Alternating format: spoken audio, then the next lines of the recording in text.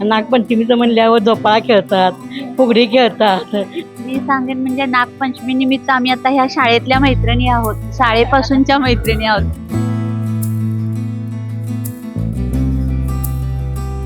म्हणजे नागाळ पार्कातले नागोबा मंदिर स्वयंभू आहे. फार प्राचीन काळातले हे मंदिर आहे. त्याच्यामुळे हे नागाळ पार्क हे एरियाला नाव पडलेलं आहे.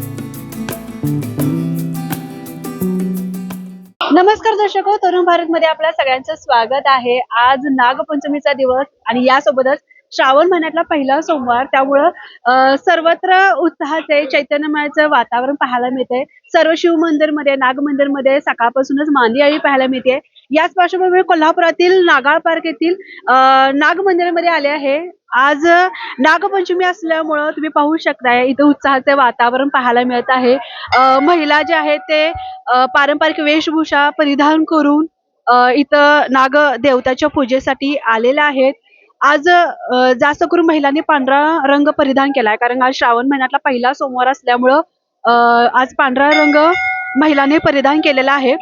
मी सध्या कोल्हापुरातील नागाळा नाग मंदिरमध्ये आलेले आहे आणि या मंदिराचं खूप पौराणिक मंदिर असं मान्यता आहे. या मंदिराचं महत्व नेमकं काय आहे आणि इथल्या महिलांचा आज नागपंचमी आणि श्रावणातला पहिला सोमवार असल्यामुळे त्यांच्या भावना नेमका काय आहे ते आपण जाणून घेऊया. चला, इथे तुम्ही या मंदिरामध्ये आजूबाजूला पाहू शकताय साबुदाण्याची खिचडी सुद्धा दिली जाते. आज सोमवार असल्यामुळं आणि नागपंचमीचा उपवास असल्यामुळं इथं तुम्ही पाहू शकता आणि भाविक याचा आनंद सुद्धा घेत आहेत.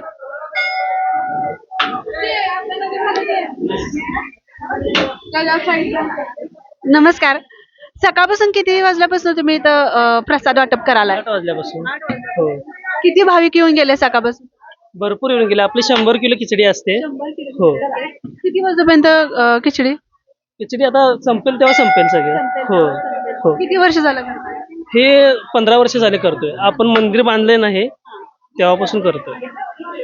हो, आज सोमवार, काय सांगाल? काय नाही, एवढंच नागोबाच्या ह्यानं आम्ही सगळेजण मदत करतोय. गेले 15 वर्ष झालं हे भाविक इथे येणाऱ्या भाविकांना साबुदाण्याची खिचडी वाटप करतात आणि काय म्हणतात ना, अन्नदान श्रेष्ठ दान असतं, तशा पद्धतीनं आपलं सेवा देवाप्रती आणि इथल्या भाविकांप्रती ते व्यक्त करत आहेत. इथे काही महिला आहेत, आपण महिलांशी सुद्धा बातचीत करूया. नमस्कार, आज श्रावणातला पहिला सोमवार आहे, त्यात नागपंचमी आहे. काय भावना काय आहेत आज? चांगला आहे. चांगला आहे. उपवास आज नाही, उपास नाही केलं मी ते. नाही. मग काय सांगाल, आज या मंदिरमध्ये आला आहात आणि या मंदिराचं एवढं वैशिष्ट्य काय आहे? तसं नागळ्या प्रकारचा आम्ही राहतो. 35-40 वर्ष झाल्यात. होय होय, तिथंच येतो. आज मग सणावाराला सुरुवात होणार आजपासून खऱ्या अर्थानं. भावना काय काय काय वाटते? आणि या महिन्यात रक्षाबंधन सुद्धा आहे. आहेत की रक्षाबंधन ते. काय सांगाल, आज श्रावणातला पहिला सोमवार आहे आणि नागपंचमी पण आहे. पंचमी सगळ्या महिला इथं येतात, त्यामुळे आम्हाला आनंद वाटते. उपवास वगैरे, उपवास वगैरे केला. दर्शन वगैरे झालं सकाळपासून? चांगलं पण झालं दर्शन. होय. जॉब वगैरे करता का? हा? जॉब वगैरे करता का? होय, कामाला आहे मी. होय. काम करणाऱ्या महिला सुद्धा इथं आपलं वेळ काढून मंदिरामध्ये देवाचं दर्शन घेण्यासाठी आलेल्या आहेत. इथं अजून आणखी काही महिला आहेत जे खूप सुंदर असं पारंपरिक वेशभूषा परिधान करून आलेल्या आहेत. नमस्कार.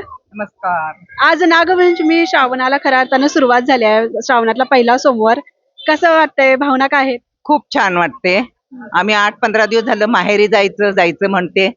आज योग आला. मैत्रिणी जमायचं इथं. शाळा आमची इथंच आहे, आमचं घर पण इथंच आहे. मला दिले केरलीला. असं आहे. झिम्मा फुगडी होते आणि पाळणा पण असतो. ते आता काय घातलेलं नाही, खरं दरवर्षी असतो. हो, जिम्मा फुगडी वगैरे असं करतात इथं, खरं नाही केलेलं कोण. ते चिखलामुळं. आणि हे पण नाही ना, झोकळा पण नाही. झोकळा असतो, करतात आम्ही. आज मग झिम्मा फुगडी वगैरे महिला कसं नाही काहीच नाही ना. नाहीतर का खेळतात? आज वैशिष्ट्य काय वेगळं आहे? ते नागपंचमीला माहेरच्या मुली येतात, मजा करायसाठी आई बाबांच्या इकडे इथं हे करतात. आज नागपंचमी, काल नागाचा उपवास झाला का? भाऊबीज, हे भावाचा उपास झाला, म्हणजे नागाचा झाला. नागाचा म्हणजे नवऱ्याचा असं सांगितलं ते रेडिओला.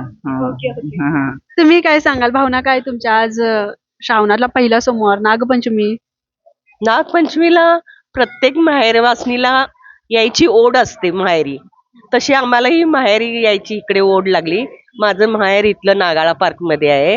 मी दरवर्षी नागोबाला येते. आम्हाला नागपंचमी केव्हा येईल याचं ओढ लागलेली असते. त्यामुळे इथे पहिल्यापासून झिम्मा, फुगडी, झाडांना पारंब्यांना झोपाळे बांधलेले असतात, खेळत असतात तिथे. या वर्षी काय चिखल असल्यामुळं जरा झोपाळे नाही बांधलेले. खरं म्हणजे मंडळी मंगळागौर असो किंवा असे सणावाराचे असो, या निमित्तानं महिला आपलं बालपण जगत असतात हे म्हणायला काय हरकत नाही. तो एकच दिवस असतो. सण फक्त आपल्याला आनंद देण्यासाठी आध्यात्मिक आहे, पण आपल्याला आनंद देण्यासाठी हा सण खूप महत्वाचा असतो. आणि या निमित्तानं महिला सुद्धा एक दिवसासाठी काय असणार, आपण बालपण जगत असतात, आपलं माहेर पण जगत असतात. तुम्ही काय सांगाल मॅडम? मी सांगेन म्हणजे नागपंचमी निमित्त आम्ही आता ह्या शाळेतल्या मैत्रिणी आहोत, शाळेपासूनच्या मैत्रिणी आहोत. त्या निमित्तानं म्हणजे एवढी लहानपणचं आम्ही उपभोगायला मिळतं. नागपंचमी म्हणजे माहेरच असं वाटतं. इथलं सगळं बघितलं की मनाला आनंद होतो. मैत्रिणी भेटतात. पूर्वीचे जे खेळ आहेत ते आता लुप्त होत चाललेत. ते आता इथं अनुभवायला मिळतं. झोपाळा किंवा फुगडी, झिम्मा हे आता लुप्त होत चालले. पण ते ह्या निमित्तानं, नागपंचमीच्या निमित्तानं ते परत आपल्याला उपभोगायला मिळतं. आमच्या व्ह्युअर साठी एकदा झिम्मा फुगडी वगैरे करून दाखवणार का?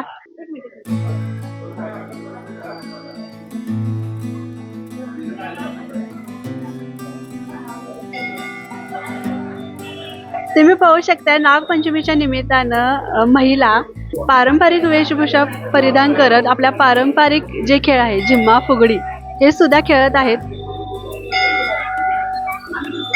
हा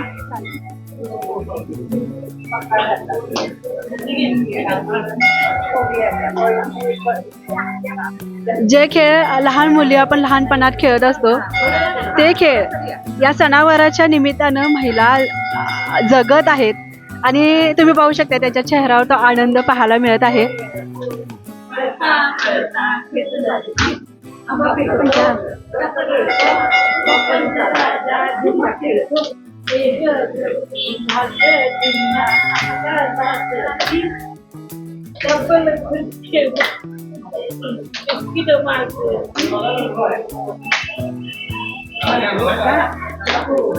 हा खेळ खेळताना त्यांच्या चेहऱ्यावर तो आनंद, चेहऱ्यावर ते हसणं खूप काही सांगून जातं.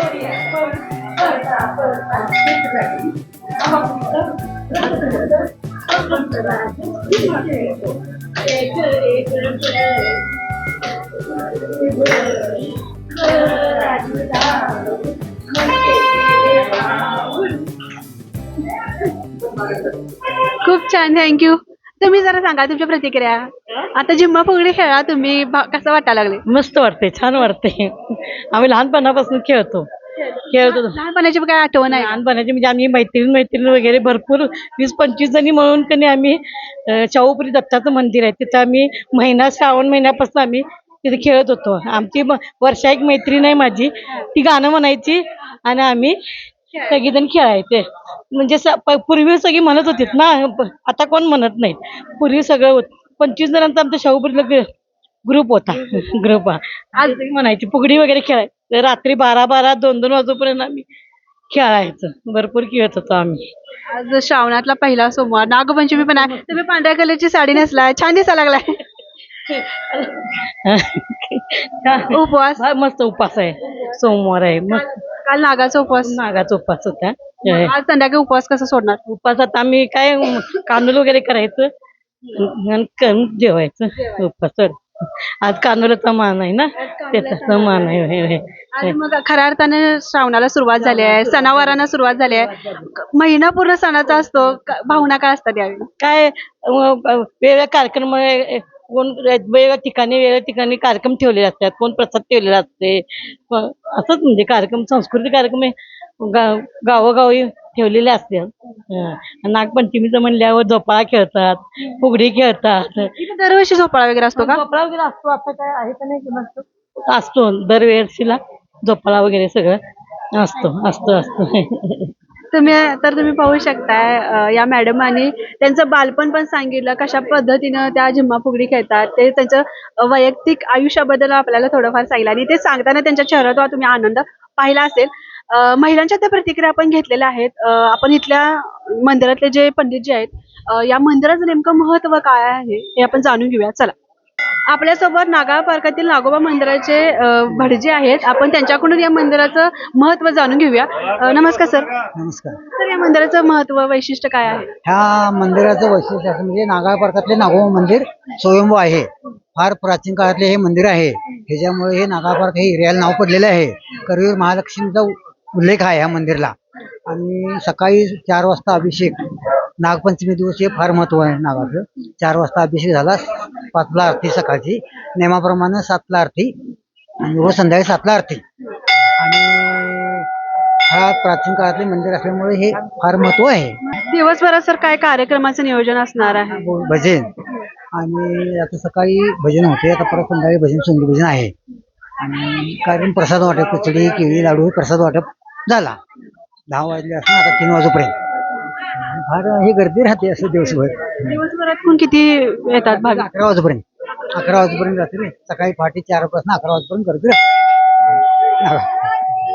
तर आपण हे करा. या मंदिराचं महत्व जाणून घेतलं आहे. सकाळपासून हजारो संख्येनं इथं भाविक दर्शनासाठी येत असतात. मी नागाळ पार्क येथील नागोबा मंदिराच्या बाहेर उभी आहे आणि तुम्ही माझ्या आजूबाजूला बघू शकताय. आज नागपंचमीच्या निमित्तानं नागाळ पार्क परिसरात यात्रेचे स्वरूप प्राप्त झाले आहे.